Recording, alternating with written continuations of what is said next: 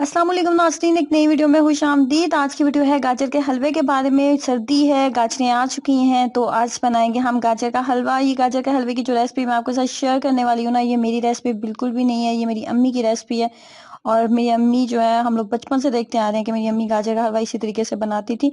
तो इसमें जो है बहुत ज़्यादा मेहनत भी नहीं करनी पड़ती, झटपट बन जाता है। और अब झटपट बनने के बाद जब आप इसको खाते हैं ना, तो हफ्तों आपका मुंह में जो जायका है ना, वो गाजर का वो रहता है, वो जायका नहीं जाता। और ना ही इस टेस्ट का जो गजरेला, वो सॉरी गजरेला नहीं, गाजर का हलवा कहीं मिलेगा।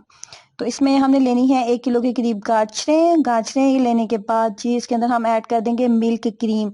अच्छा, बाजार की मिल्क क्रीम का इस्तेमाल नहीं किया मैंने कभी, नहीं उसके साथ कभी भी नहीं बनाया। हमेशा घर की जो मिल्क क्रीम होती है उसी के साथ इसको बनाया जाता है।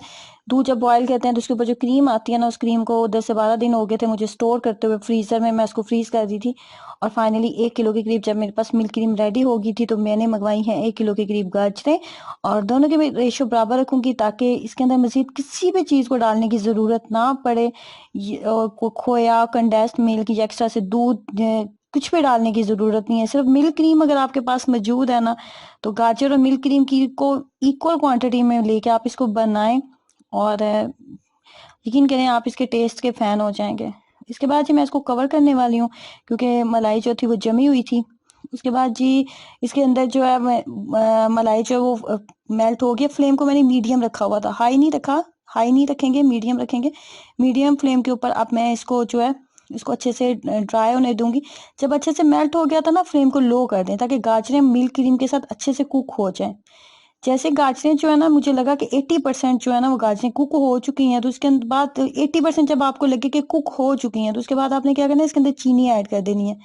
चीनी आपने चीनी आप अपने टेस्ट के अकॉर्डिंग ऐड कर लें। मैंने 1 कप डाली थी, 1 कप मैंने चीनी डाली थी। और इसमें से भी थोड़ी सी मैंने बचा ली थी। मुझे बहुत ज़्यादा मीठा मैं नहीं खाती, मुनासिब सा बस नॉर्मल सा मीठा ही अच्छा लगता है। तो मैंने बस 1 कप ही डाली थी, इससे ज़्यादा नहीं डाली थी। अब यहाँ पे ना फ्लेम को बिल्कुल लो कर दें। आग को बिल्कुल लो कर दें, और चम्मच को आपने नहीं छोड़ना। चम्मच को जब आपने चीनी डाल लेनी है ना, फिर आपने चम्मच को नहीं छोड़ना।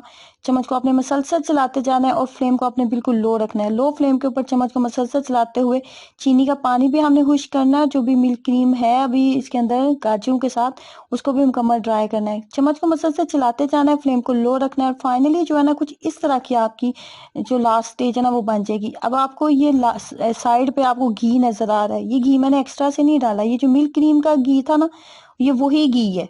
आपने एक्स्ट्रा से इसके अंदर घी वगैरह कुछ भी नहीं डालना, कुछ भी आपने इसके अंदर नहीं डालना।